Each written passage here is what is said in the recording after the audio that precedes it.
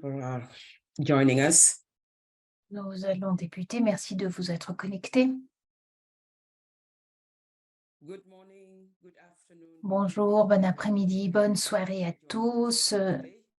Tout dépend de l'endroit où vous vous connectez aujourd'hui. Merci de nous avoir rejoints aujourd'hui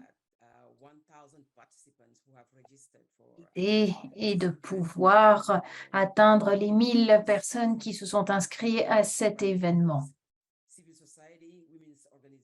avec les représentants des peuples autochtones, comités locaux, ONG, bailleurs de fonds, gouvernements et décisionnaires, entre autres. La plupart des participants sont de l'Afrique, l'Asie et l'Amérique latine et d'organisations de détenteurs de droits. Je suis Solange Bajaki, je suis coordinatrice de l'initiative pour les droits et ressources, une organisation qui se bat pour les droits des peuples autochtones, communautés locales et peuples d'ascendance africaine pour leurs droits à la tenure. Je voudrais saisir cette occasion pour remercier le groupe de travail des bailleurs de fonds ainsi que le FCDO du Royaume-Uni pour leur ouverture et leur générosité afin d'avoir participé à cet événement.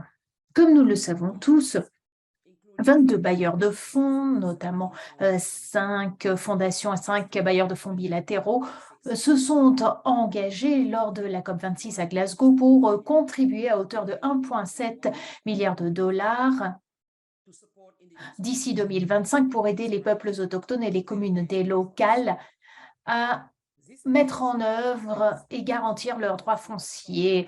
Cette promesse permet de pouvoir faire face à la crise, entre autres climatique, et reconnaît le rôle essentiel des peuples autochtones et comités locaux et peuples d'ascendance africaine dans la biodiversité et les écosystèmes.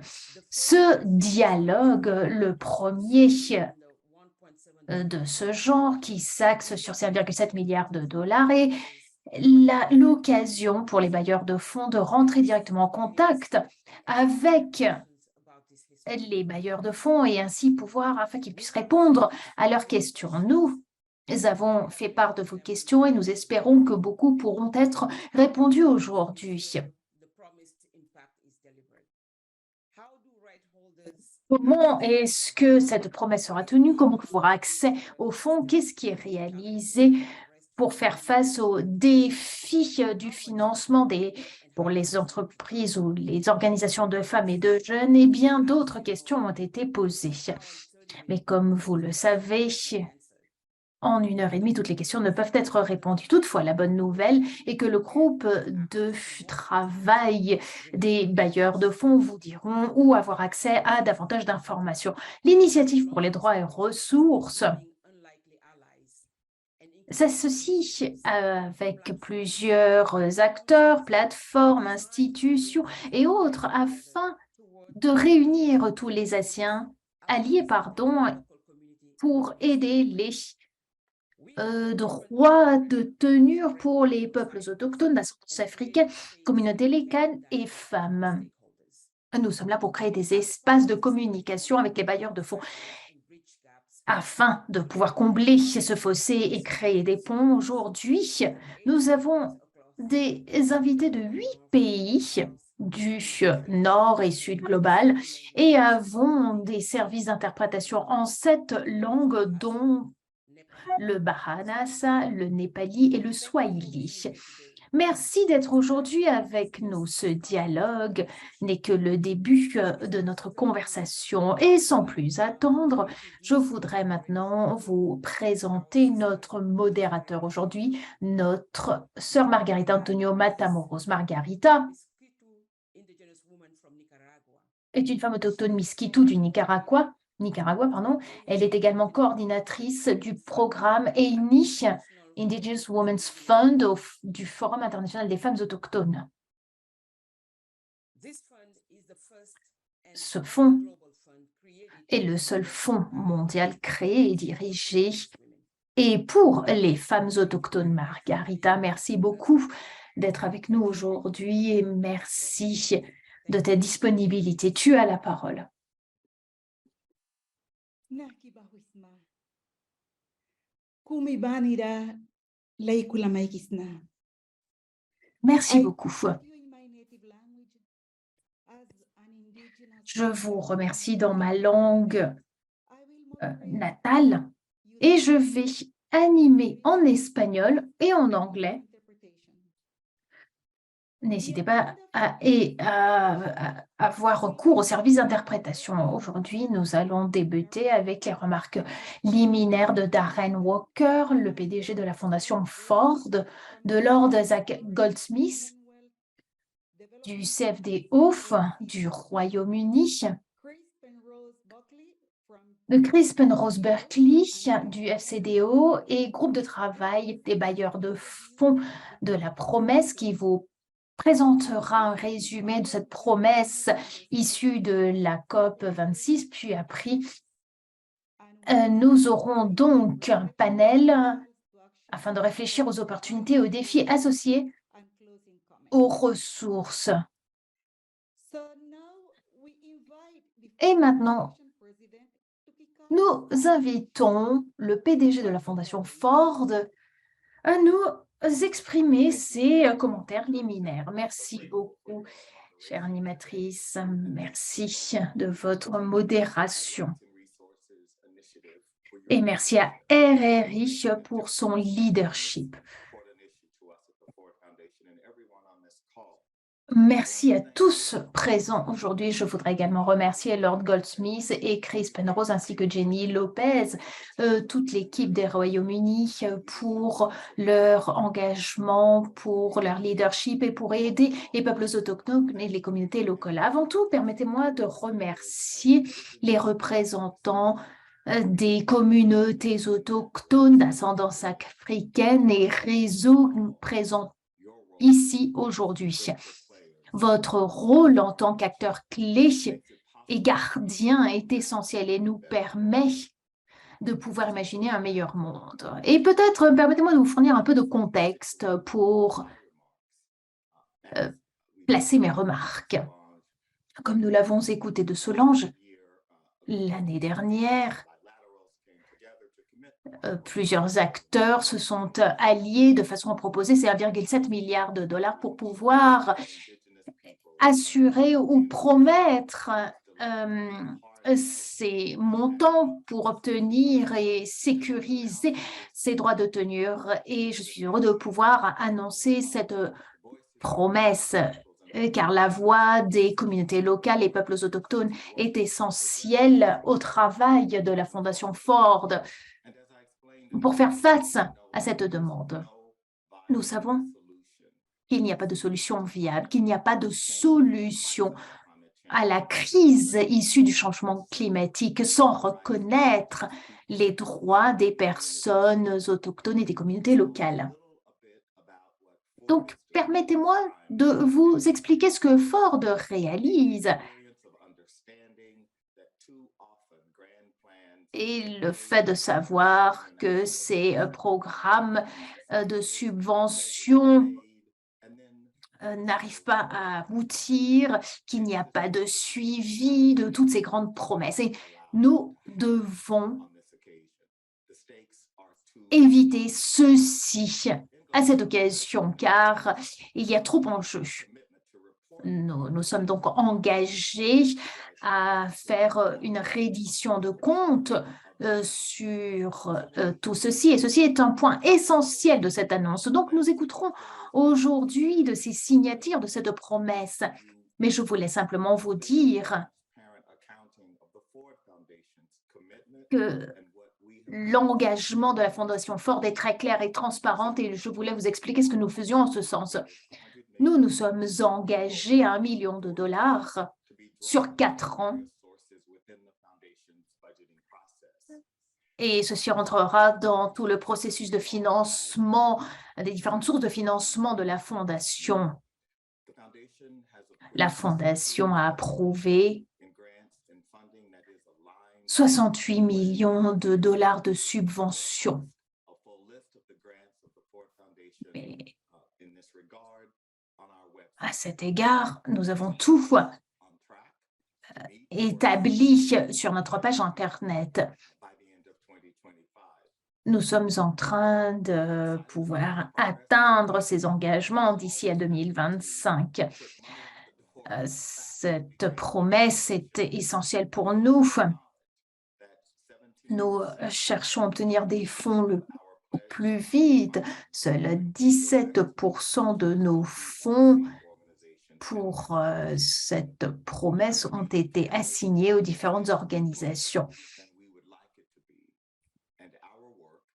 Et au cours des prochains mois et années, nous allons augmenter ce nombre de façon significative et nous allons continuer à aider nos partenaires.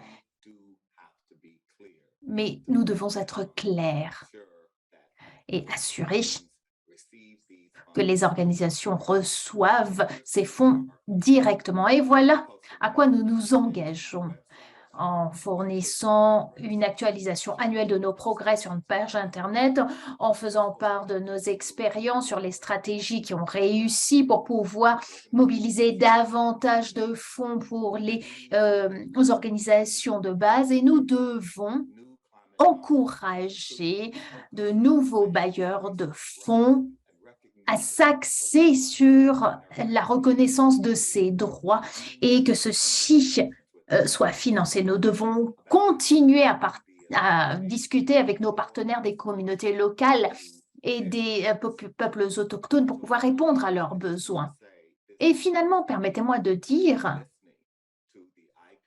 qu'il est important d'écouter les organisations des populations autochtones et communautés locales. Ceci doit être notre priorité, savoir quels sont leurs besoins. Nous devons être humbles et faire preuve d'humanité.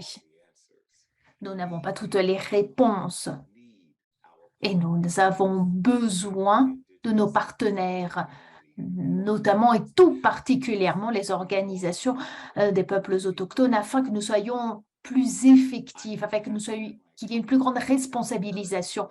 Mon collègue Kevin Curry, que beaucoup d'entre vous connaissez déjà, est à votre disposition pour répondre à toutes vos questions au nom de la Fondation Ford. Et cette promesse est une promesse historique. Et je suis sûre qu'en effet, elle l'est. Et la véritable différence ici ne sera réalisée qu'en mettant en œuvre cette promesse et qu'elle ait un véritable sens. Et je voudrais remercier chacun d'entre vous pour tout ce que vous faites, pour votre leadership, votre engagement, votre besoin de responsabilisation. Tout ceci sera essentiel pour assurer que cette promesse soit tenue. Merci beaucoup. Muchas gracias, Darren. Merci beaucoup, Darren. C'est un plaisir que de t'écouter. Et maintenant, je vous invite à voir une petite vidéo de Lord Zach Goldsmith, ministre d'État des Relations extérieures du Royaume-Uni, du CFDU.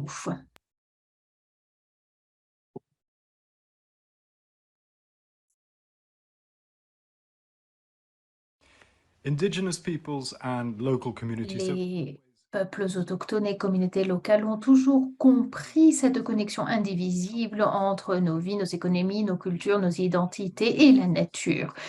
Les sociétés industrielles ne font que commencer à comprendre ceci. Et nous avons une alarme qui a été sonnée depuis.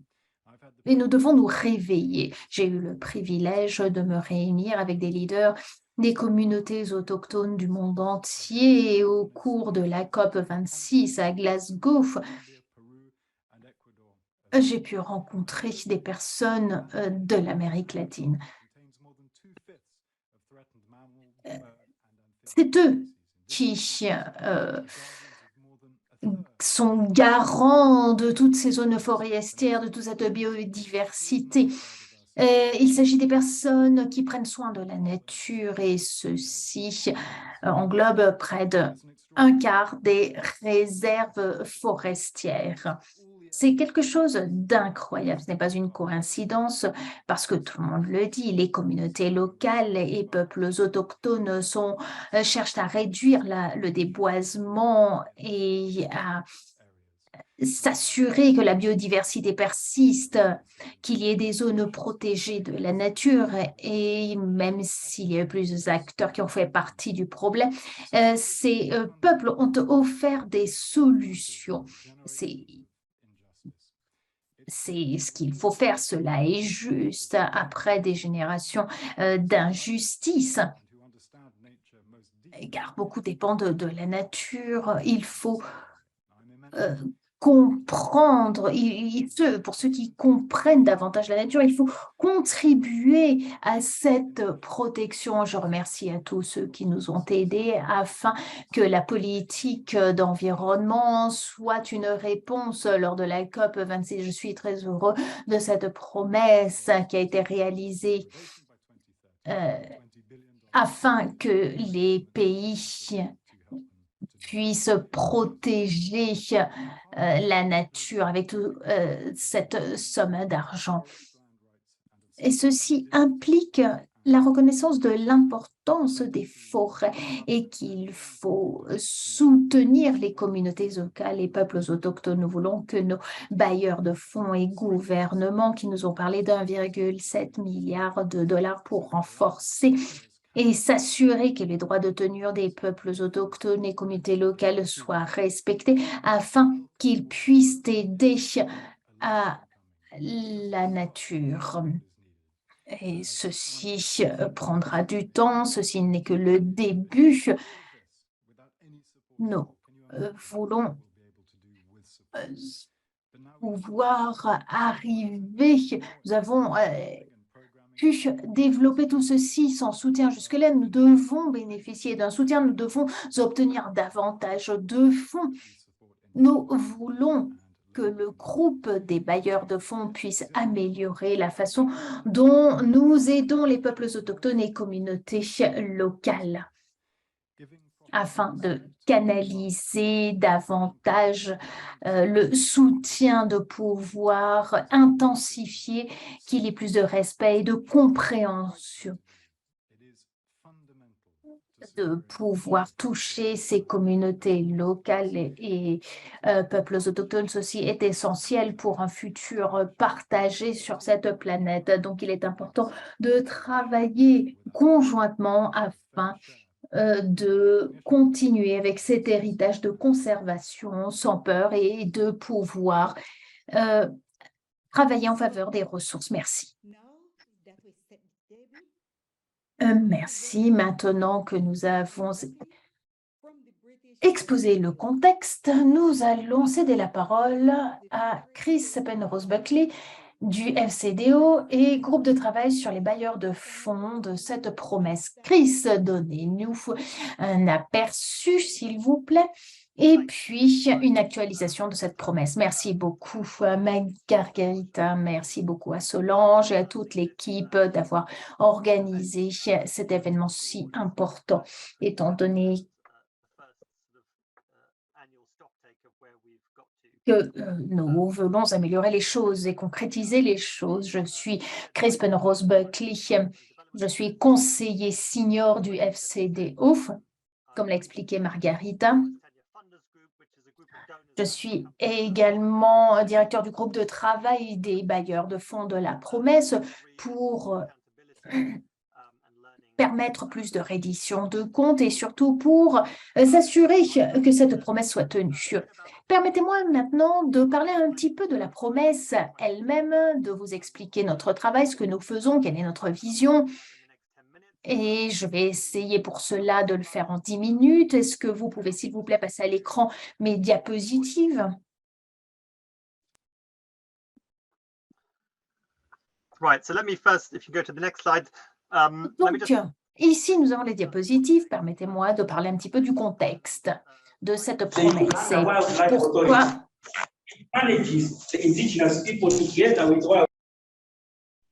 If you can go to the next slide, please. Si nous pouvons passer à la diapositive suivante, s'il vous plaît.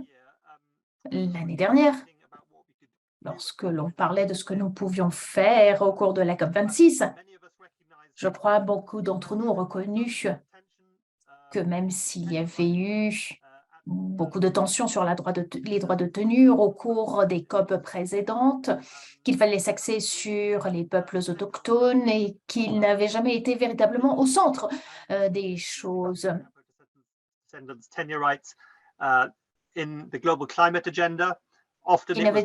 Qu'il fallait les mettre au centre du programme pour le climat.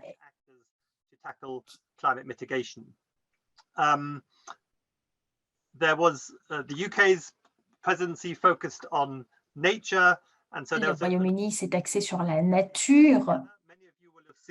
Beaucoup d'entre vous ont eu accès au rapport élaboré en 2021 avec l'aide de la Norvège, avec les 1% des fonds pour le climat qui étaient destinés aux peuples autochtones, aux communautés locales, ce qui est un pourcentage un peu choquant.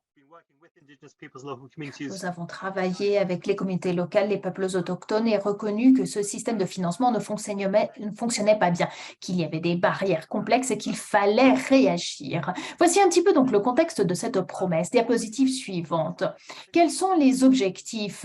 Qu'est-ce que nous voulons faire? Il y a 4 points essentiels. Le premier et d'arriver à un changement significatif de l'attention mondiale sur les peuples autochtones et les communautés locales. Dans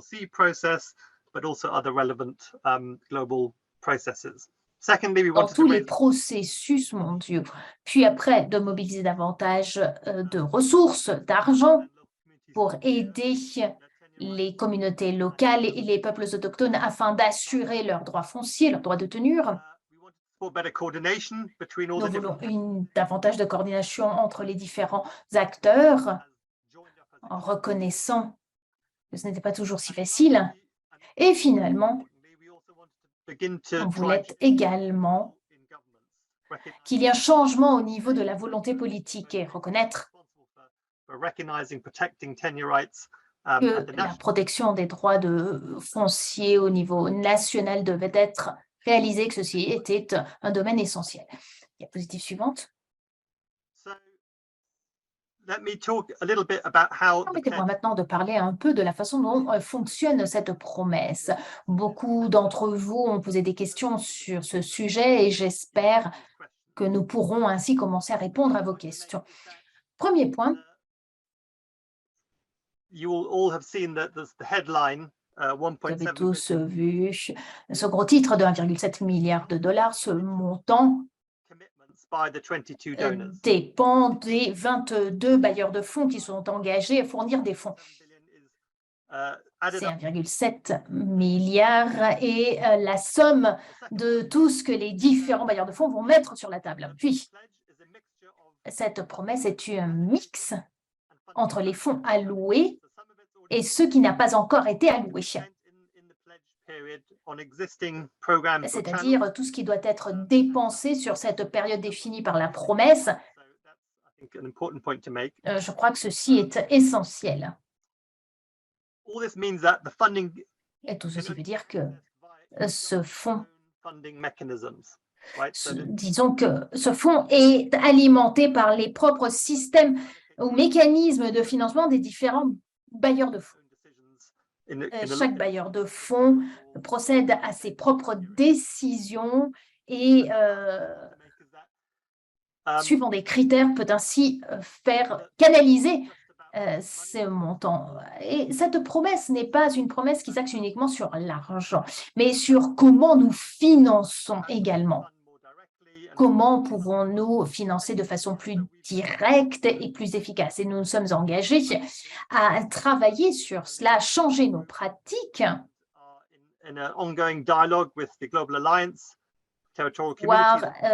permettre un dialogue permanent avec les différentes alliances et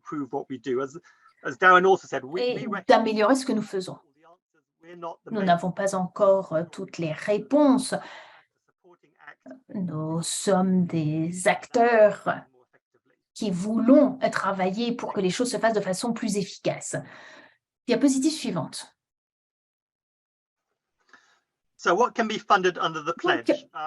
Qu'est-ce qui peut être financé sous cette promesse? Si vous avez lu cette déclaration, je vous encourage à la lire. Je crois qu'elle a été traduite en français, en espagnol et en d'autres langues. But there were three main areas of funding that Et we nous avons 3 domaines principaux de financement pour soutenir I think la tenue systémique ou la gouvernance, la réforme des gouvernances, de la gouvernance en matière de forêt. Donc ceci au niveau communautaire. Et comment nous pouvons travailler avec les gouvernements pour qu'il y ait un changement de pratique et pour qu'ils reconnaissent les choses. Les 5 gouvernements bailleurs de fonds sont des gouvernements naturels, des gouvernements qui travaillent sur des réformes qui protégeront les droits de tenure. Et ceci est un domaine essentiel. Et les 2 autres domaines sont importants en matière de changement des choses et pour aider directement les communautés locales et les peuples autochtones. So those are the 3 kind of broad areas of support. The pledge only Voilà les 3 types de sources d'appui. Nous sommes focalisés sur des pays qui peuvent recevoir aide officielle au développement. Et cet engagement, finalement, fait partie d'un engagement global de financement. Next slide, please. Suivant, s'il vous plaît. Let me just say a few words about the sort of priority shifts. Quelques mots sur le changement des priorités dans les fonds et les défis. Nous sommes en train de travailler pour rédiger les feuilles de route et les principes à suivre pour aller au-delà des simples documents d'engagement. Et ça, c'est en cours d'acheminement. Nous sommes en train de regarder les autres mécanismes de financement pour savoir comment développer le nôtre. Et tout cela est basé sur des dialogues avec les PALC pour comprendre ce qui marche et ce qui ne marche pas. Mais il y a des différentes thématiques qui sont plus importantes. Par exemple, le besoin d'appuyer les communautés plus directement. Et cela inclut, je crois, l'idée d'assurer que les mécanismes de financement soient gérés d'une telle façon que les PALC aient beaucoup plus de pouvoir de décision. En plus, je sais qu'il y a des PALC qui veulent beaucoup plus de focalisation sur les fonds locaux. Je sais que maintenant, partout, il y a cette tendance de focaliser plus et de donner plus de support aux fonds locaux et aux initiatives. Troisièmement, développer les capacités, c'est une priorité. Nous avons travaillé sur ça depuis quelques années, mais je pense qu'il est l'heure d'augmenter l'échelle de ces développements. Nous devons peut-être investir davantage pour assurer que dans 5 ans, par exemple, on puisse investir encore plus. Et dernièrement, faire beaucoup plus pour les travaux à niveau local. Par exemple, le gouvernement du Royaume-Uni a travaillé longtemps et largement avec le système d'administration locale pour reconnaître les droits fonciers. Mais pour faire cela, je pense qu'il nous faudra travailler plus directement avec les communautés locales. None of this will change quickly. I put it Ce on ne picture. sont pas des transitions vite. C'est pour ça que j'ai mis là la petite photo du gros bateau pour démontrer que ce n'est pas facile de faire ces changements vite. Il y a des difficultés techniques et des difficultés de travail avec les gouvernements. Nous avons des critères que nous devons suivre et parfois il y a des problèmes à cause des contextes politiques des pays où on travaille. Notre engagement est de faire le travail de la façon la plus vite et dynamique possible, mais parfois il y a des choses qui sont au-delà de notre capacité de le gérer. The private donors and others to find better ways around these Donc, nous constraints. travaillerons avec les bailleurs et les communautés pour améliorer la situation. Le développement des capacités n'est pas un processus instantané, ça peut durer jusqu'à 10 ans. Et par conséquent, nous devons créer les mécanismes adéquats pour le financement. Diapo suivante, s'il vous plaît. Thank you. Merci. So there's one more slide after this. So what I just wanted to say here is that Maintenant, ce que je veux dire pour cette diapo, c'est que cet engagement est très important. Nous voulons l'acheminer et nous voulons progresser dans les dialogues. Mais je crois que nous devons développer une vision qui ira au moins jusqu'au 2030. Beaucoup de personnes qui travaillent sur le terrain ont des besoins critiques maintenant, ils ne peuvent pas attendre encore 10 ans. Donc, c'est pour ça qu'il y a besoin de travail, de collaboration et du dynamisme. Nous allons nous focaliser pour finir ces engagements, mais en même temps, nous devons penser aux besoins présents. Donc, il nous faut penser ensemble comment conclure ces financements et ces supports. Dernière diapositive, la COP 27 va bientôt commencer et nous avons des activités qui vont focaliser sur les engagements et le financement. Nous allons aussi donner un espace pour les PALC pour qu'ils s'expriment. Nous avons rédigé un rapport sur la mise en marche de la promesse des engagements, plutôt pour montrer où on va dépenser les fonds. Nous avons aussi, comme j'ai dit, rédigé et commencé à travailler sur la création d'une feuille de route et maintenant, il faut commencer à réfléchir pour savoir comment arriver à l'année 2025. En théorie, nous avons besoin de 1,5 milliard pour atteindre nos buts. Merci beaucoup et si vous avez des questions, je suis là. Muchas gracias, Chris, por esa presentación. Merci beaucoup, Chris, pour cette présentation. Hacia el panel de discusión. Maintenant, on peut donc passer au panel avec les vrais détenteurs de ces ressources.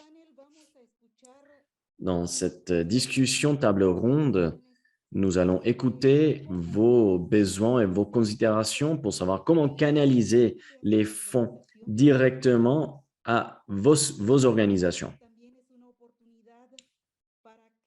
Cette table ronde est une bonne opportunité pour que le groupe de travail des bailleurs puisse contribuer à la discussion et donne davantage d'informations sur les fonds qui ont été engagés. Nos panélistes sont le docteur Mamarajan, le secrétaire général adjoint du IPP de Népal. Joseph Itwanga Mukumbo, le coordinateur du réseau des peuples autochtones pour la gestion des systèmes des forêts d'Afrique centrale, du Congo. Sarah Omi de Panama, présidente du groupe des leaders territoriels mésoaméricains. Et finalement, Chris Penrose, reviendra pour contribuer et, contribuer à cette table ronde en général. D'abord, pour commencer, une question pour les panélistes. Quel serait l'impact pour votre communauté le plus important créé par ces fonds et qu'est-ce que vous voudrez faire pour faire que ce soit une réalité, cet impact? S'il vous plaît, soyez bref. On va commencer avec IPP. Merci Margarita et merci à Solange, aux autres groupes pour organiser cette réunion. C'est un plaisir pour nous d'être ici. Le APP est basé en Thaïlande. Il n'y a pas d'organisation Il y a plutôt une autre organisation qui a été établie en 1975 et nous avons 14 membres dans 14 pays.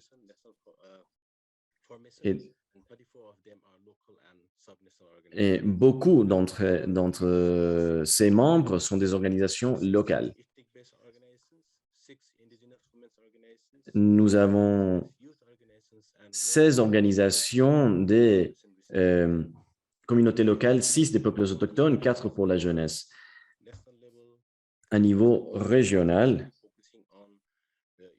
nous focalisons nos efforts vers l'environnement, les systèmes de denrées et des aliments. Nous avons aussi un programme de droits humains qui travaille avec des thématiques liées aux droits humains, comme par exemple l'organisation d'un mouvement pour améliorer le respect des droits humains des peuples autochtones. Nous avons aussi un programme spécifiquement pour les femmes autochtones, en outre pour la jeunesse, et en plus, nous avons des réseaux régionaux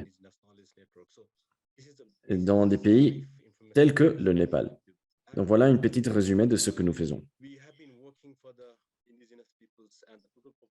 Nous travaillons d'arrache-pied pour les PALC. Il y a 411 millions de personnes qui ont besoin de notre aide actuellement. Mais selon les calculs, la vraie chiffre des PALC dans notre région est jusqu'à 500 millions.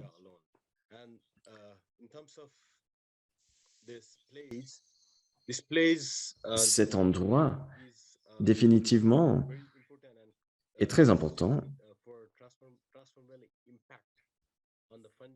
et les fonds auraient un impact transformateur. Ça nous aiderait à protéger les forêts tropicaux. Cependant, nous devons développer des nouveaux partenariats et des mécanismes pour que les peuples autochtones soient reconnus en tant que vrais détenteurs du territoire. Et pour reconnaître aussi l'importance et les droits de l'environnement. Comme vous l'avez déjà dit, les 85% des forêts tropicales sont protégées, sauvegardées par des peuples autochtones. Et donc, la plupart de ces fonds devraient aller à aider les peuples autochtones qui sont pour la plupart marginalisés et ne pas reconnus par le gouvernement.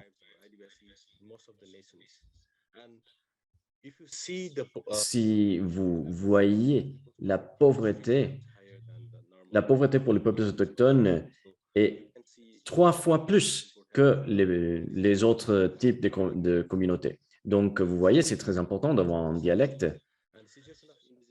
Et la situation des peuples autochtones est encore pire si vous regardez des autres indicateurs sociaux. Les droits des peuples autochtones ne sont pas reconnus ni respectés et parfois même ignorés par les gouvernements. Et pourtant, les peuples autochtones jouent un rôle essentiel dans la protection de l'environnement. Même au défi de lutter contre les lois injustes pour protéger les forêts. Donc, vous savez qu'il n'y a pas beaucoup de fonds qui vont directement aux peuples autochtones. Et pour la plupart du temps, ces fonds ne sont pas faciles à accéder. Donc, les peuples autochtones sont les plus vulnérables et sont ceux dont le besoin de fonds directs est plus important. L'accès direct aux fonds est très important et ça devrait passer par les mécanismes appropriés pour que les peuples autochtones puissent y accéder. Et tout cela entraîne des dialogues avec les bailleurs, avec des processus de transparence, des renditions de comptes. Et les bailleurs devraient comprendre les besoins spécifiques des peuples autochtones en ligne avec les instruments de droits humains internationaux. Nous devons aussi respecter la souveraineté et ça, en général, c'est la chose la plus importante pour les PLC parce que ça aurait un impact significatif pour les PLC. De façon collective, les PLC et les bailleurs pourraient collectivement trouver des réponses aux problèmes auxquels nous faisons face. Je m'arrête là. Thank you very much, Dr. Shaw. Merci beaucoup. Move to Africa. On continue avec l'Afrique. Our panelists from Congo. On Bonjour. la bienvenue à notre panéliste du Congo. Bonjour. Bonjour, merci beaucoup pour RRI, à tous les partenaires. Merci également à FCO, Je vois Christ, Jane et les autres avec qui on a été toujours dans ce dialogue par rapport à cet engagement. Et je m'appelle Joseph Itongwa Mukumo. Je suis le coordonnateur sous-régional du réseau des peuples autochtones et communautés locales pour la gestion durable des écosystèmes forestiers en Afrique centrale. Je suis leader de peuples autochtones en République démocratique du Congo. Notre réseau est une plateforme sous-régionale qui se retrouve dans 8 pays d'Afrique centrale et où il y a le deuxième massif forestier, les bassins du Congo du monde. Et nous avons, depuis 2003, notre réseau travaille plus pour une vision de la gestion durable des écosystèmes forestiers d'Afrique centrale qui reconnaît et qui valorise la contribution des peuples autochtones. Et comme vous le savez, les zones de la haute biodiversité au niveau de le bassin du Congo, ce sont des zones qui chevauchent et qui sont dans nos milieux autochtones. Ce qui veut dire que l'existence de cette biodiversité de ces forêts, c'est grâce également à la contribution et au savoir traditionnel de nos communautés. Notre réseau est composé de 8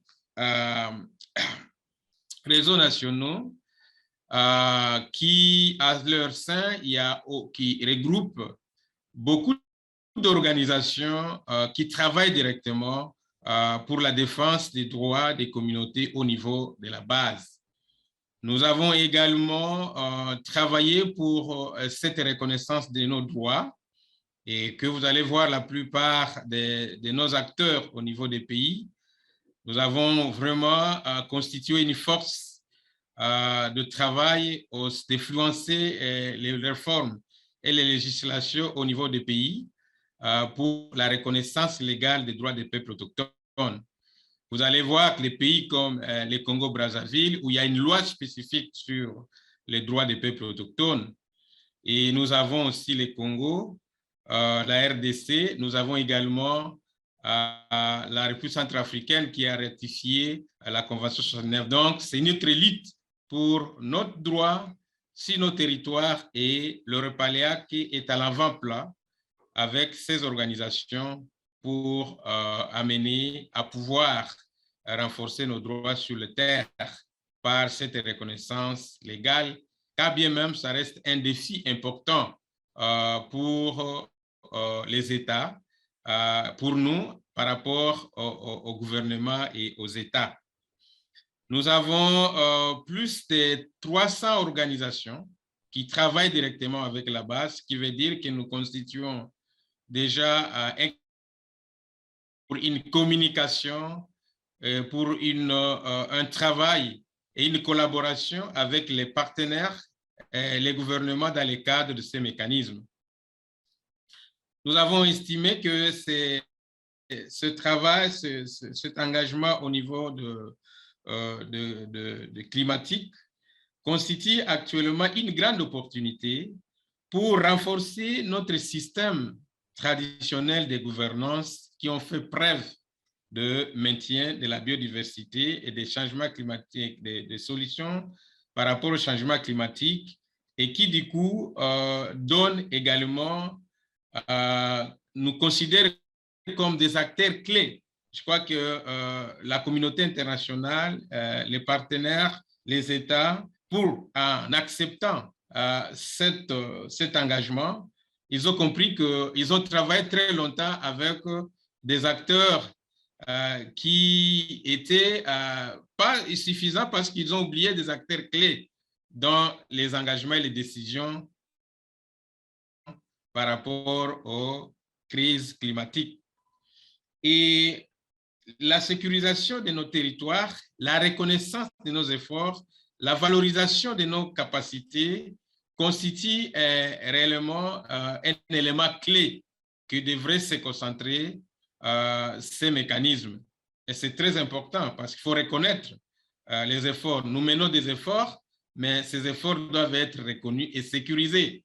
Comme vous le savez, nos traditions, nos coutumes, nos pratiques traditionnelles contribuent à la conservation, contribuent au maintien de la biodiversité, à notre identité, mais ces pratiques, c'est sur un territoire.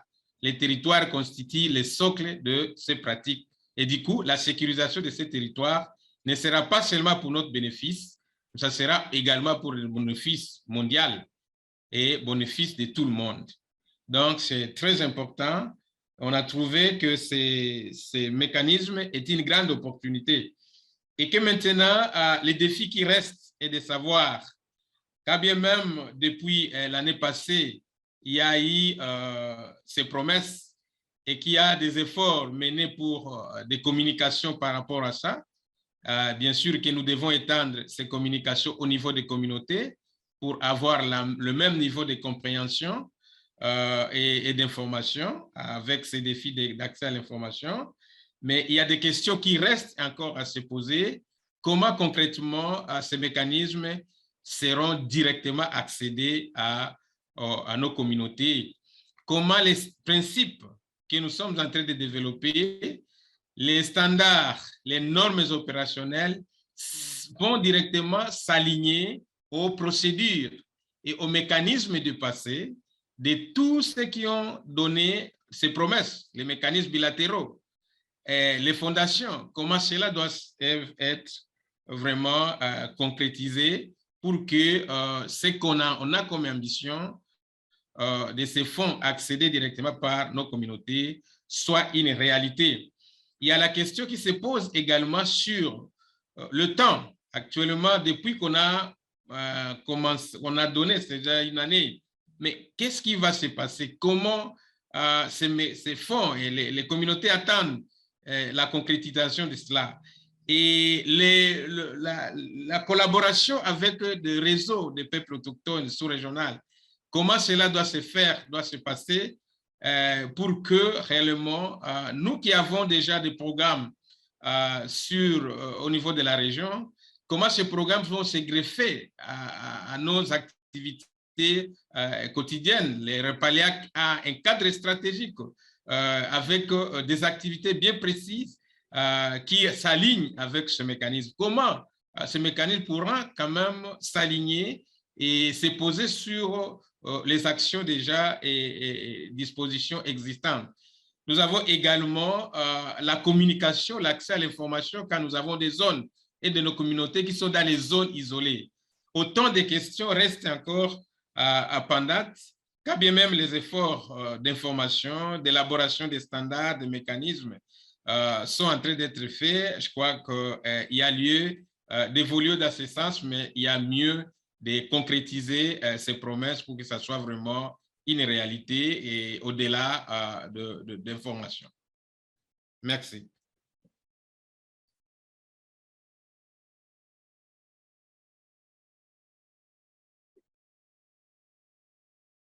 Merci, Joseph. Continuamos entonces. Nous allons donc continuer. Vamos a pedir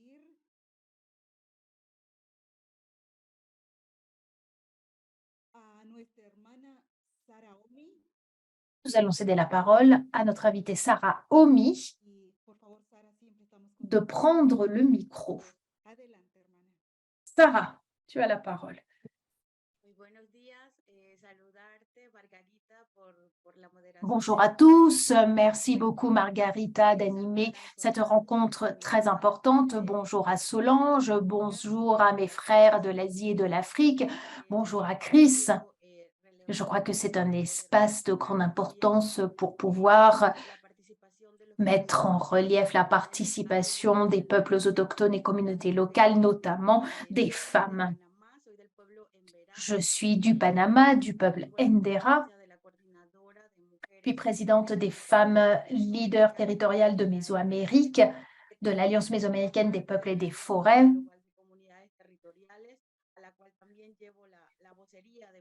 Et je suis la représentante des femmes autochtones et communautés locales. Et avant tout,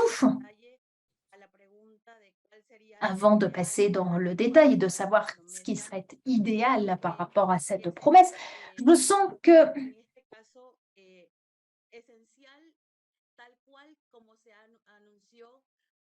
comme il a été annoncé, que tout ce mécanisme de soutien, de financement des territoires des peuples autochtones est essentiel et que nous voyons beaucoup d'obstacles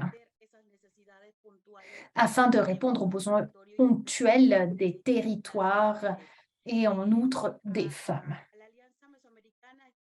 L'Alliance mésoaméricaine se compose d'organisations de base territoriale. Dans ce mécanisme se trouvent les femmes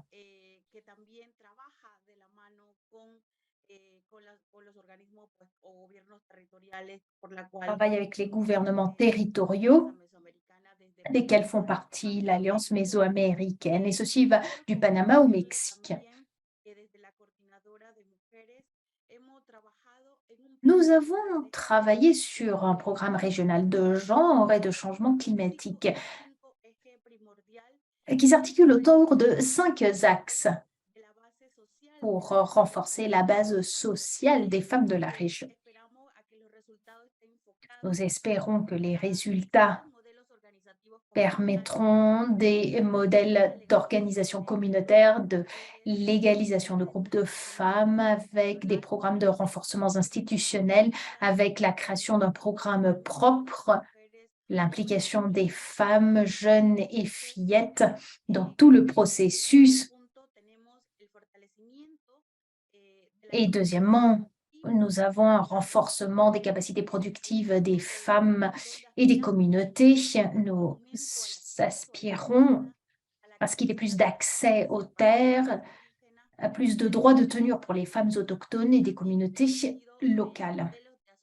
Nous avons établi des modèles d'association, de légalisation des terres, des processus d'incidence et renforcement de modèles coopératifs et collectifs.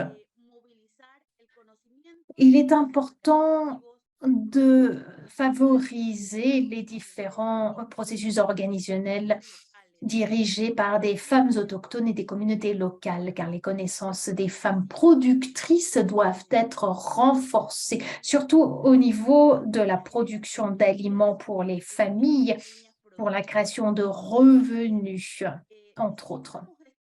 Nous avons besoin d'un programme culturel ancestral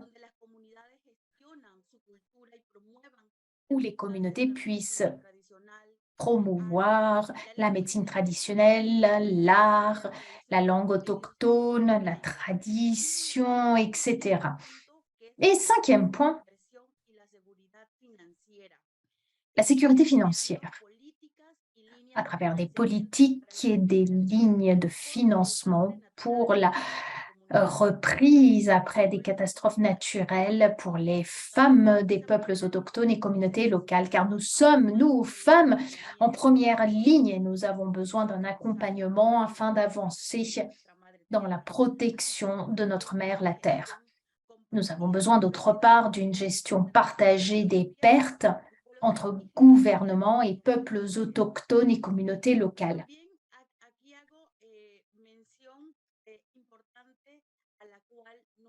Ici, permettez-moi de faire mention d'un point important. La MPB, coordinatrice des femmes, et en tant que membre de Amanti Munesia au Brésil, Coica, nous avons également signé cet appel à l'action. Le financement climatique ne peut exister sans les femmes fillettes des peuples autochtones, des communautés locales et des peuples d'ascendance africaine. Nous sommes ceux qui protégeons, qui conservons, ceux qui maintenons vive cette résistance, cette lutte afin de maintenir notre identité en tant que peuples autochtones. Mais notre tâche en tant que femmes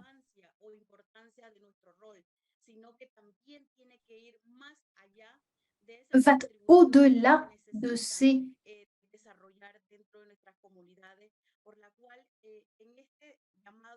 que nous développons au sein des communautés. Donc cet appel à l'action est essentiel.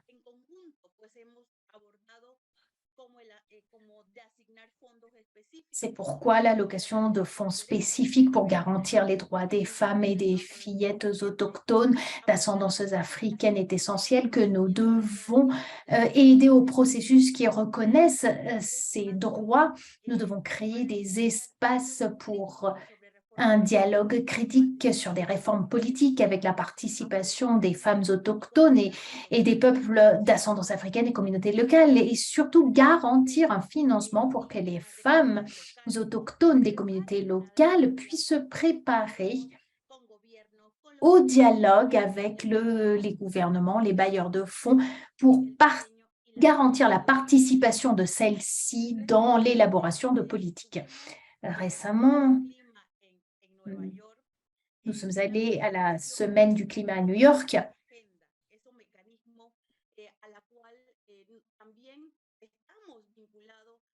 et nous sommes un peu en lien avec cette promesse. Cela fait déjà 1 an que nous avons parlé de ces 1,7 milliard de dollars. Et actuellement, nous ne savons pas où se trouve tout ceci. Donc, on se pose des questions. Est-ce que les bailleurs de fonds, est-ce que les gouvernements ne savent pas comment procéder? Et ceci nous appelle.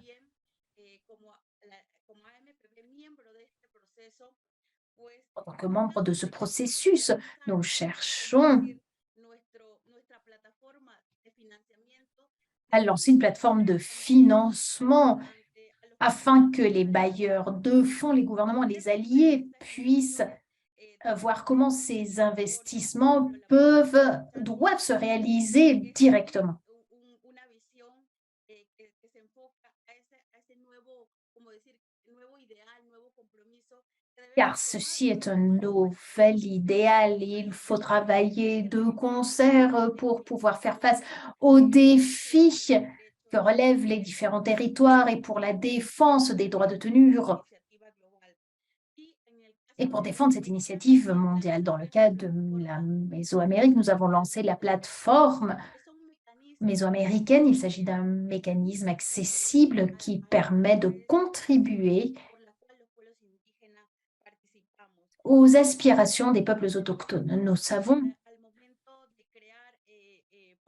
nous avons plusieurs éléments lorsque nous parlons de création de programmes. Les réalités de nos communautés ne sont pas connues. Divers mécanismes ou cadres écologiques sont mis en œuvre. Et ceci vont main dans la main avec les aspirations des peuples autochtones et des femmes. Et c'est pourquoi il est important que vous puissiez nous soutenir et nous aider à co-créer des projets qui prennent en compte la réalité des femmes et des communautés autochtones. Il faut voir comment est-ce que les femmes travaillent traditionnellement sur les territoires, apprendre que les communautés autochtones ou peuples d'ascendance africaine ou communautés locales vivent de façon différente que dans les zones urbaines. Et c'est pour cela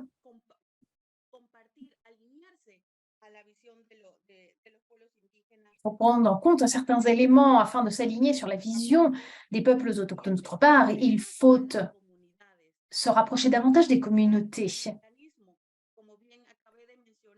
Comme je l'ai mentionné, nous proposons des mécanismes et nous n'avons pas de réponse concrète.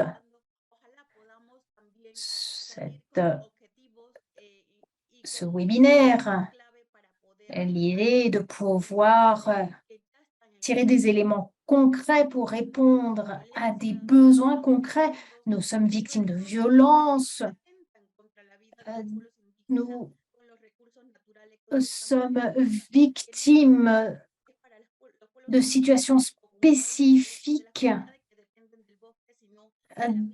de souffrance. Notre survie dépend de la conservation des forêts. En tant que femmes, en tant que peuples autochtones, nous défendons cette nature car elle nous permet de survivre. Merci beaucoup. Merci pour avoir fait part de la voix des femmes et des jeunes. Merci de vos contributions. Et maintenant, Chris, en se fondant sur ce que vous venez d'écouter, avez-vous des réponses? Merci, Margarita.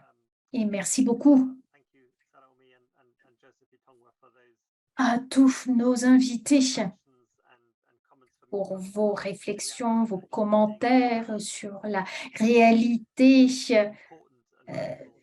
des communautés sur le terrain. Ceci est de grande importance. Il est important de savoir comment vous vous sentez. Et je crois qu'ici, il y a 4 points clés. Nous comprenons vos frustrations. Vous voulez savoir où se trouve l'argent, car il s'agit là d'un montant énorme. Et nous n'avons vu aucun changement sur le terrain pour l'instant, donc je comprends parfaitement votre frustration. Et deuxièmement, en se fondant sur les commentaires que vous avez réalisés et sur ce qui est écrit à travers la boîte de dialogue,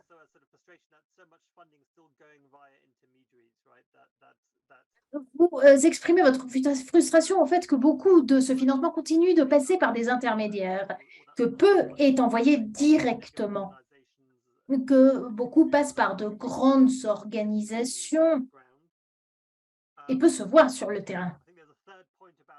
Et je crois qu'il y a un 3e point sur celui des engagements de financement des bailleurs de fonds qui est un peu complexe, qui n'est pas forcément facile à comprendre. Et je crois qu'un dernier point, celui de la reconnaissance de droits des groupes, des communautés autochtones, des communautés locales, des femmes, des fillettes, de ne laisser personne de côté, de reconnaître ces droits pour tous. Il y avait bien davantage, mais je crois que, disons, voici les éléments qui étaient les plus répétés. Et l'idée de travailler ensemble pour trouver des solutions. Merci, Omi, de ce que vous avez expliqué. Et comme je l'ai dit, nous avons besoin d'humilité, d'être humble. Nous voulons travailler avec vous.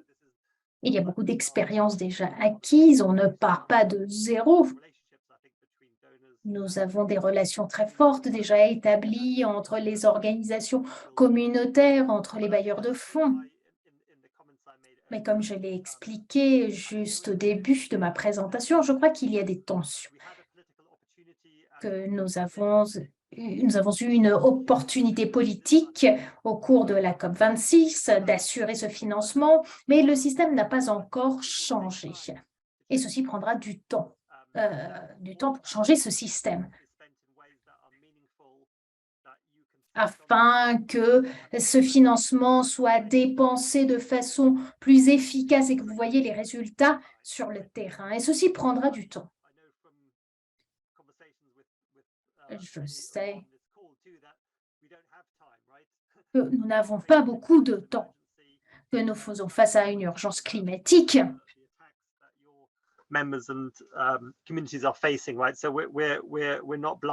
Donc, ce n'est pas quelque chose qu'on ignore. Donc, la question est urgente.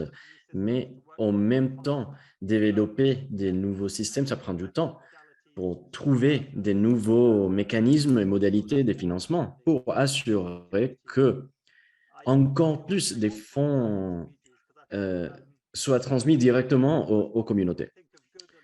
Je pense que nous avons en tête des intermédiaires bons et moins bons, bien sûr. Donc, la visibilité et la façon de dépenser les fonds, c'est un problème très important. Vous me corrigerez si je me trompe, mais si vos communautés reçoivent des fonds d'une façon respectueuse, qui respectent vos droits, est-ce que si c'est le cas, en tant que bailleur, la plupart des bailleurs ont une ou deux personnes pour les processus de financement. Nous avons des relations avec une centaine des organisations. Ça, ce n'est pas possible. Donc, c'est pour ça que nous dépendons des organisations régionales. Mais en tout cas, quelle que soit la façon de se communiquer, il faut se communiquer pour que vous puissiez jouer un rôle plus actif dans le processus de négociation et pour que les financements arrivent directement à vos communautés. Et c'est pour ça que nous parlons avec les Global Alliance et d'autres réseaux d'organisations de peuples autochtones. Quand nous serons en mesure de concevoir de nouveaux systèmes de financement, ça, c'est quelque chose à avoir en tête. Donc, voilà quelques petites réflexions. Je sais qu'il y a de la frustration parmi beaucoup d'entre vous, je la comprends. Notre engagement, c'est d'améliorer la situation et la corriger, mais ça prend du temps. Et j'espère qu'on pourra voir ces changements positifs le plus vite possible. Et au 2025, j'espère que nous aurons accès à encore plus de fonds et que nous aurons à ce moment-là une meilleure façon d'utiliser et mieux profiter de ces fonds pour qu'on puisse relever ce défi de grande taille. Merci beaucoup. Merci, Chris.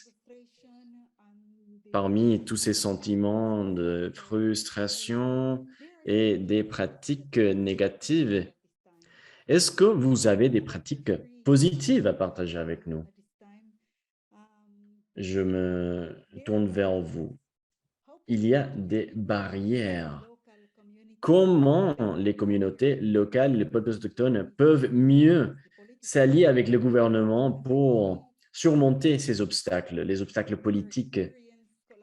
Qu'est-ce qu'a pris l'APP de cette expérience, Monsieur Mahajan? Et comment est-ce que votre communauté a mieux utilisé ces opportunités et ces ressources?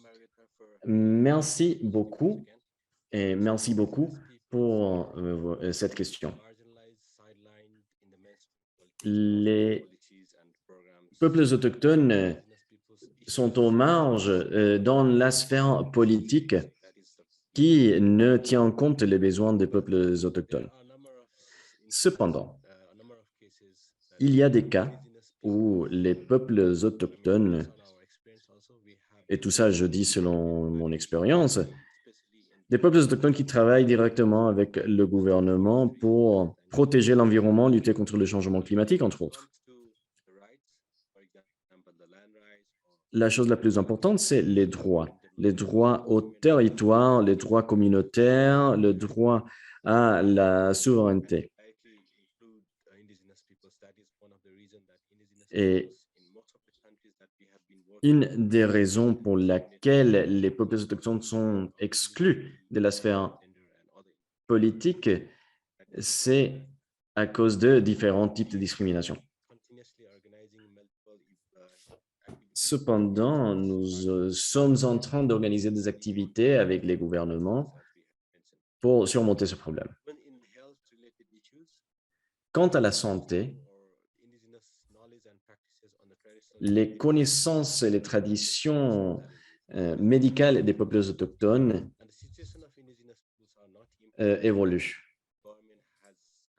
Le gouvernement, dans la plupart des pays, n'inclut pas les peuples autochtones dans leur politique et dans leur organisation pour pouvoir se focaliser sur leurs problèmes. Les droits des peuples autochtones ne sont pas encore respectés et la lutte principale pour les peuples autochtones, c'est la reconnaissance des droits et qu'ils soient inclus dans les politiques et les programmes d'action. Il faut mentionner que nous ne sommes pas contre le gouvernement. Ce que nous voulons, c'est que le gouvernement s'engage et travaille vraiment pour nous aider.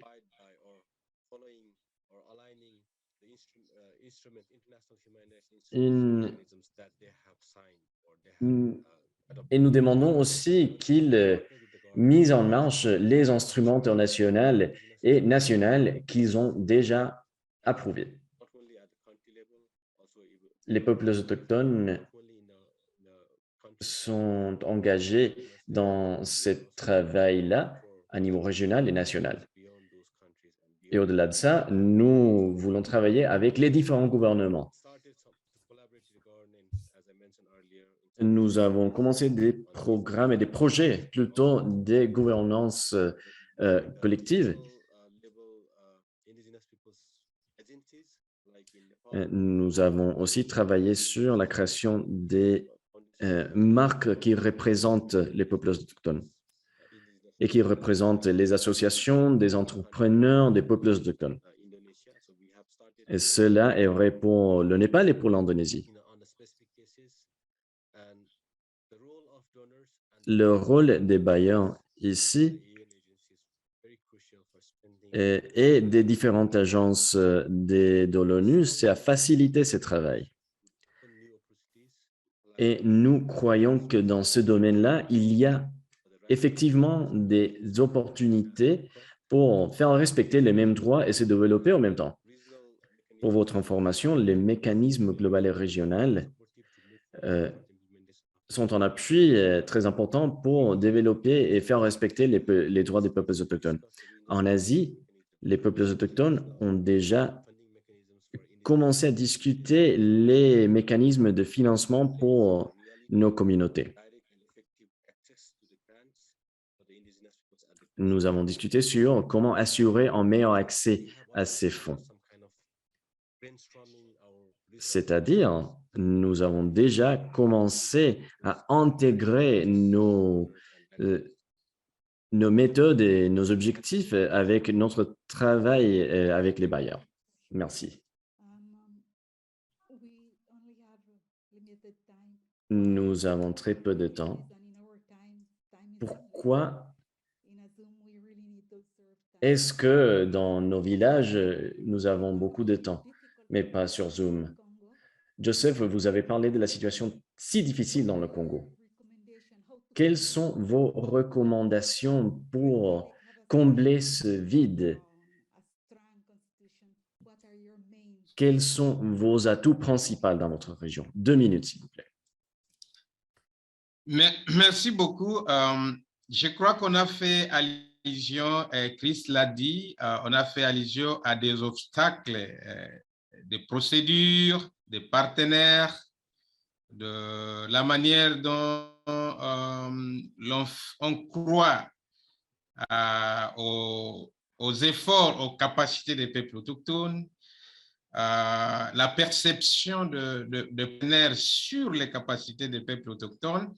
Et cela a été toujours un prétexte pour limiter les peuples autochtones et accéder aux fonds.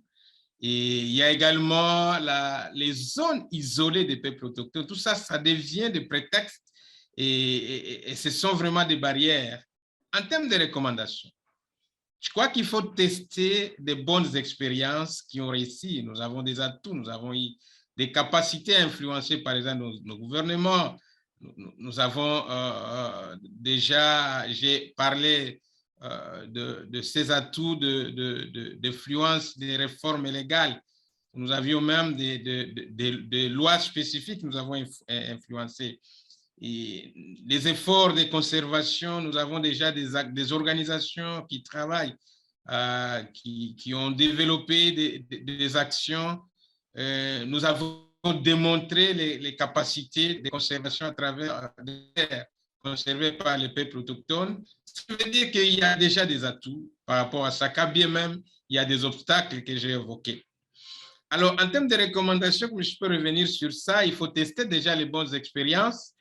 Nous avons, par exemple, dans le cadre de ce premier fonds, je sais bien que les procédures sont difficiles de certains partenaires, et ça, je l'ai évoqué, et comment les agences bilatérales, qui ont leur coopération avec les États, vont s'aligner sur le procédé des peuples autochtones.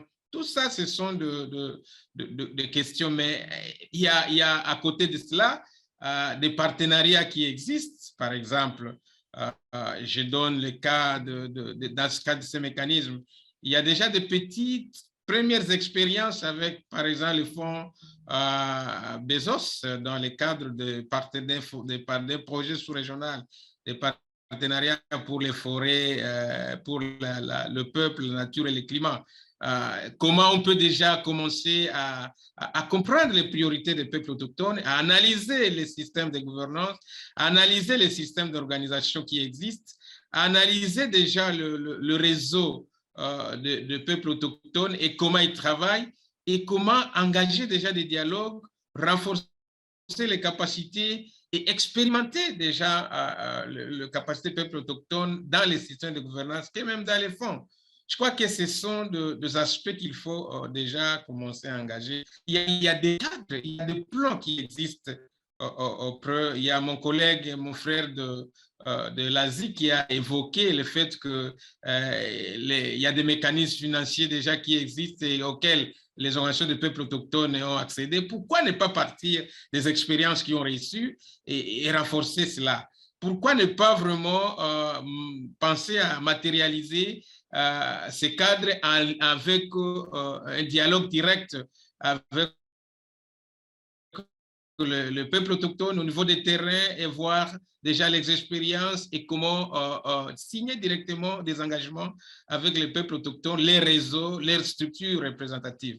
Donc, il y a cet aspect important qu'il faut capitaliser. Il y a aussi les questions de communication. C'est très important, j'ai renforcé cela. Comment renforcer les capacités communicationnelles de peuples autochtones pour qu'on accède à l'information même au fin fond. Nous n'avons pas les mêmes niveaux que ce soit dans d'autres continents d'accès à l'information, à la technologie. Et ça, ce sont des défis. Et tout cela, c'est à travers les canaux des organisations et des structures représentatives des peuples autochtones qui sont même en contact direct avec les communautés. Merci.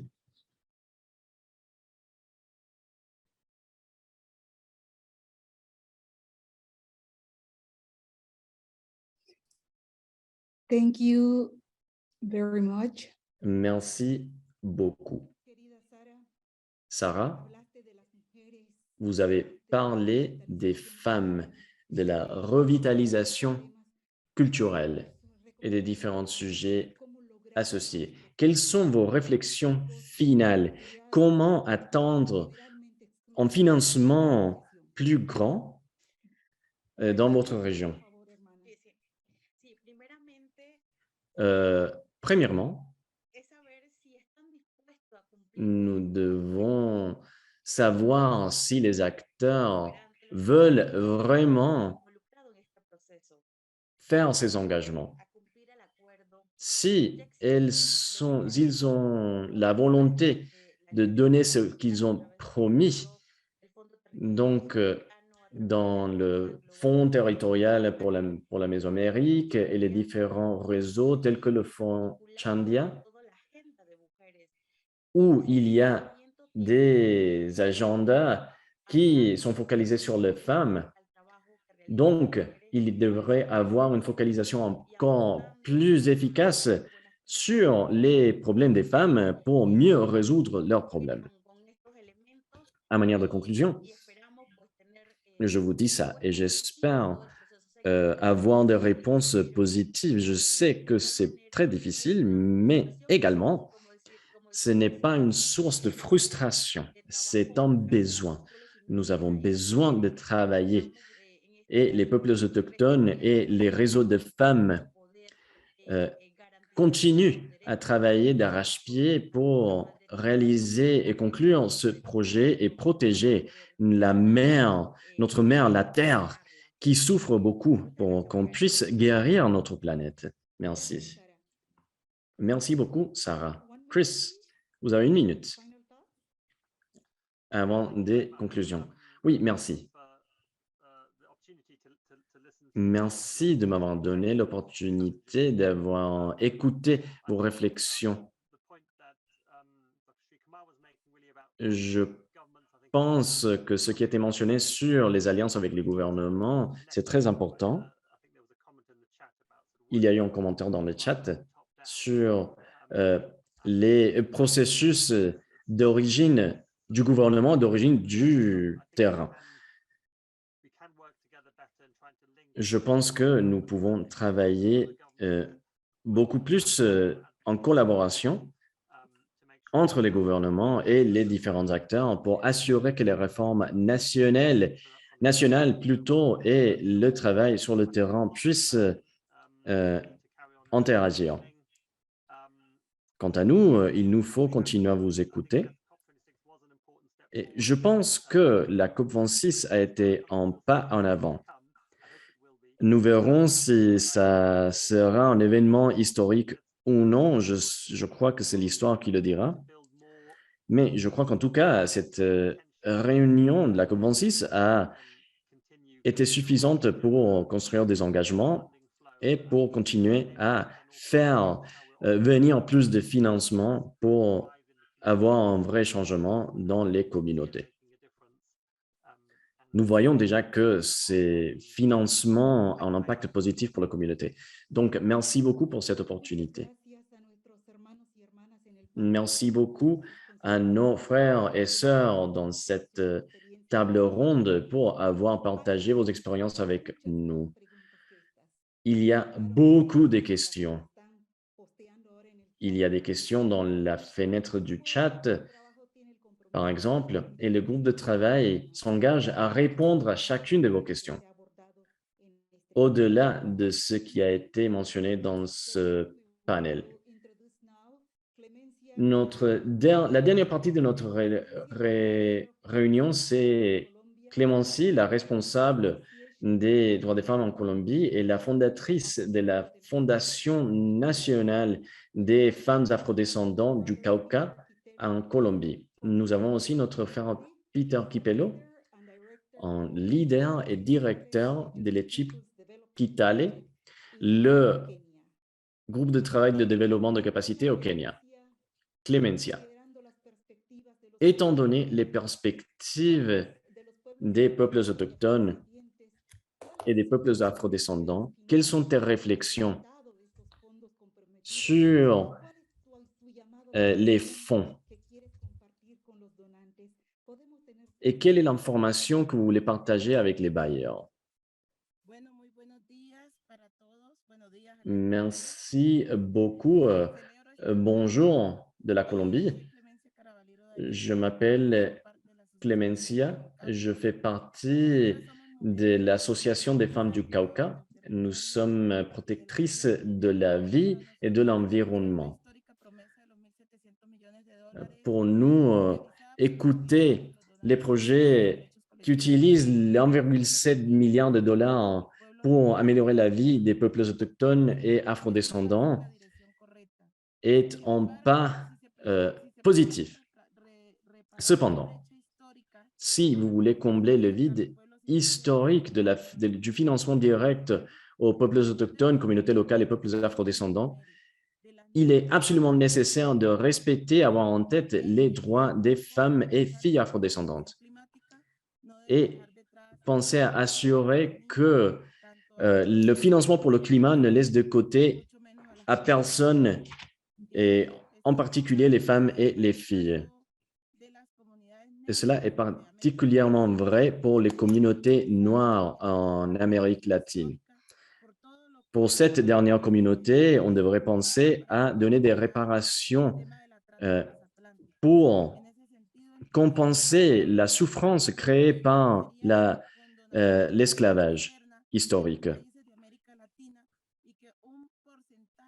Un pourcentage de la dette externe et des fonds externes devrait être redirigés pour donner beaucoup plus d'attention au changement climatique, mais aussi le besoin spécifique des femmes noires. Nous sommes en train d'entamer un dialogue avec des organisations des femmes de l'Afrique et l'Asie. Et nous avons quelques recommandations quant au financement pour les femmes. Notre objectif, c'est la défense des droits ethniques et territoriaux.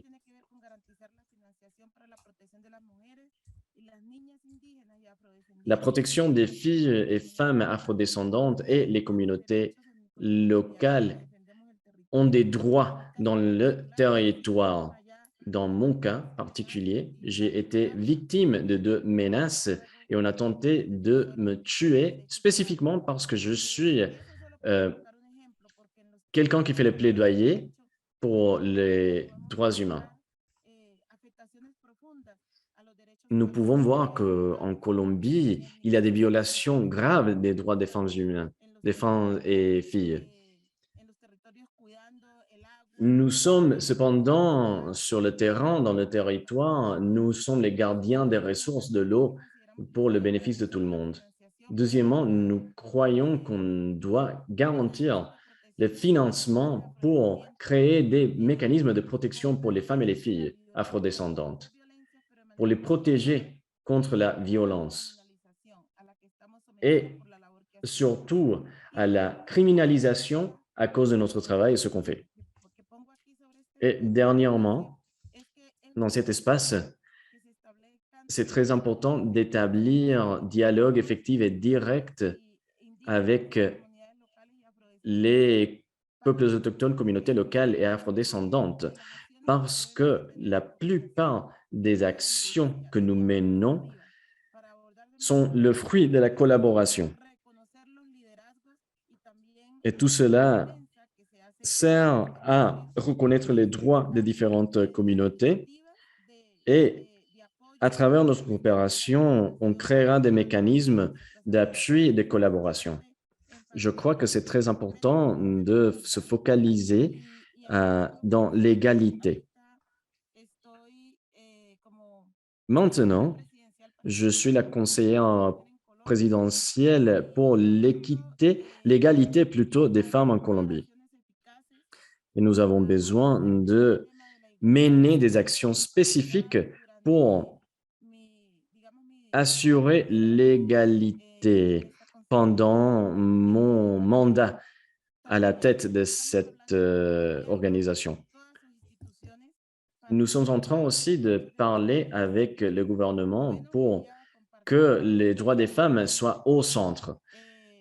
C'est tout ce que je voulais dire aujourd'hui. Je pense que c'est très important à repenser les barrières multiples qui nous empêchent de nous développer économiquement et technologiquement pour que l'accès à la financiation soit plus efficace.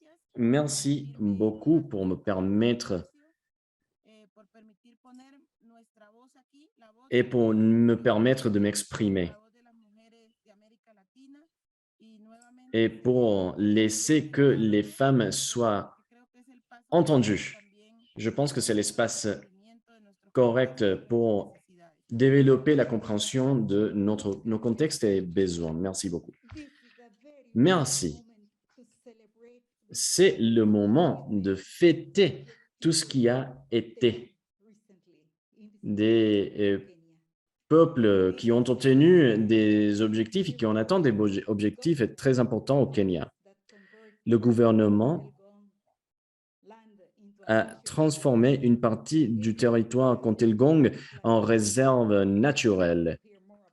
C'est quelque chose dont on veut entendre beaucoup plus. J'invite mon frère Peter Vitello. Jambo Peter. Jambo Peter.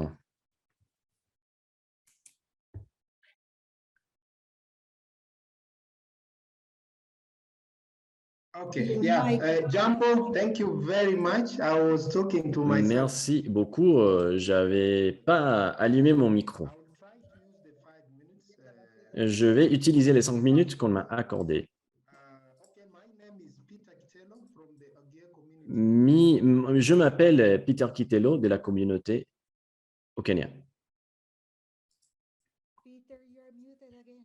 Peter, vous avez éteint votre micro apparemment. Qu'est-ce qui se passe? Je m'appelle Peter Kitello de la montagne Elgon au Kenya. Je suis le chef du projet du développement du peuple Kitello. Nous sommes très contents. Nous avons enfin avoir l'impact le plus grand de notre histoire et pour notre communauté. Nous avons récupéré les droits à notre territoire qu'on a perdu il y a 20 ans. Il y a quelques jours, à travers notre action, nous avons réussi à récupérer notre territoire et le transformer en réserve naturelle. Et une partie de notre territoire, donc, a été transformée en réserve naturelle et une autre partie a été transformée en sanctuaire de la forêt et une partie significative a été prise pendant l'époque coloniale et a été donc passée aux différents peuples. Donc voilà les défis auxquels les peuples autochtones font front.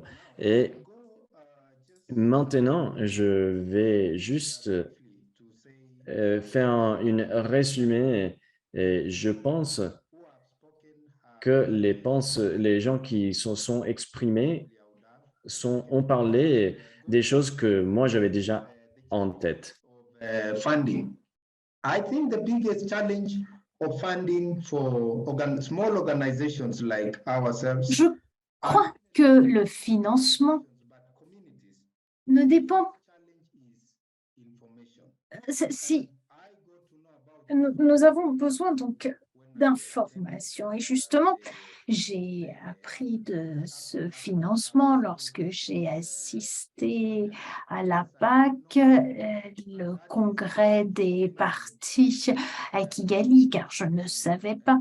Et je crois que beaucoup de communautés, d'organisations, de groupes autochtones et communautés locales font face à la même chose. Je crois qu'en ce moment, nous ne faisons pas attention à ces liens, mais je crois que l'un des points qu'il a mentionné, qu'il y a une partie de la promesse qui est sur la page web et le fait est que beaucoup de peuples autochtones, d'organisations plus petites et de comités locaux n'ont pas cette capacité et la possibilité d'accéder à la page Internet. Voici là juste un exemple. Et puis, nous avons également le manque de capacité. Je crois que s'il n'y a pas de capacité, c'est un problème. C'est quelque chose qui doit être développé. Puis, je pensais également de quelque chose au sujet de la représentation des peuples autochtones et des communautés locales dans les mécanismes qui sont mis en œuvre pour ces fonds. Car c'est là où se trouve le grand problème, que s'ils ne sont pas présents ou si nous cherchons à utiliser les systèmes qui fonctionnent pour d'autres organisations, je crois que la façon dont les choses ont fonctionné est un véritable défi. Mais je crois que ceci prend un certain temps. Et je voudrais parler brièvement parce que au Kenya, par exemple, aujourd'hui, les peuples autochtones et les peuples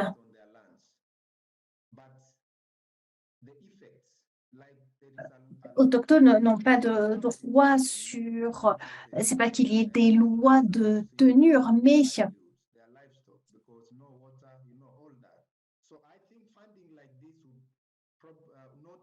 il y a beaucoup de sécheresse au Kenya.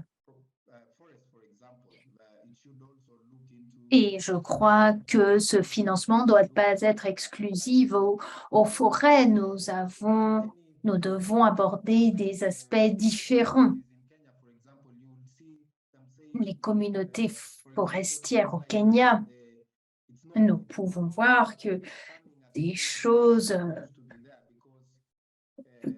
comme la miel n'est plus produit dans les quantités comme auparavant, car l'on voit que les facteurs climatiques ont changé et ceci touche de près la production. Et j'ai donné 2 exemples, mais il y a d'autant plus de défis auxquels font face les communautés autochtones et il se peut il y ait davantage. Les effets du changement climatique se font voir. J'ai eu très peu de temps. Voici ce que je peux vous dire dans ce peu de temps qui m'a été imparti. En tout cas, merci beaucoup à tous. Je remercie le groupe des bailleurs de fonds. Je crois que cette réunion ne sera pas la seule. Je crois que c'est la première réunion de beaucoup. Il y a encore beaucoup de travail à réaliser pour que tout ceci soit un véritable succès. Nous devons tous participer et améliorer les choses, car la première chose, c'est la volonté politique dont nous avons besoin. Nous avons besoin d'un espace afin que nous puissions avoir de meilleurs mécanismes de financement et nous préparer pour un financement futur. Merci pour le temps qui m'a été donné. Merci, Peter. Je voudrais rajouter quelque chose sur ce qui a été dit. En tant que femme autochtone et d'ascendance africaine, permettez-moi de faire un dernier commentaire à nos amis.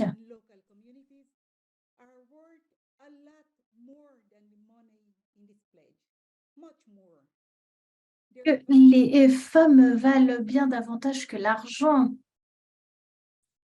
Leur importance, leur valeur pour l'humanité est plus importante que toute quantité d'argent. Nous mettons sur la table les livrables tels que les forêts, la faune, les rivières, les aliments, ainsi que comme nos actifs intangibles comme la culture, les langues, les savoirs et nos collectivités et territoires. Nous n'avons pas besoin de transférer ces actifs à des comptes bancaires pour qu'ils... Et ce sont des choses vivantes comme nous.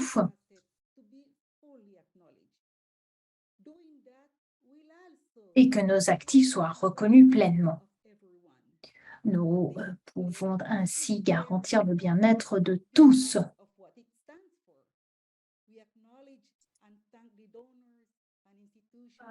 Nous reconnaissons les bailleurs de fonds qui ont permis tout ceci, mais ce n'est pas uniquement leur argent. Nous avons besoin de chacun de vous. Nous avons besoin que vous utilisiez toutes vos connaissances, toutes vos forces et vos capacités.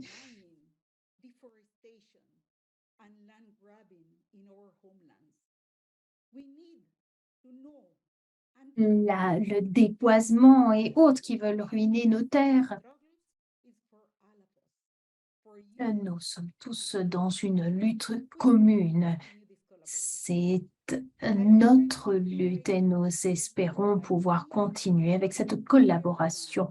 Je remercie énormément RRI de m'avoir invité. Merci à tous. Et répondez à cette enquête après la réunion. Toutes les réponses seront envoyées aux bailleurs de fonds. Merci beaucoup.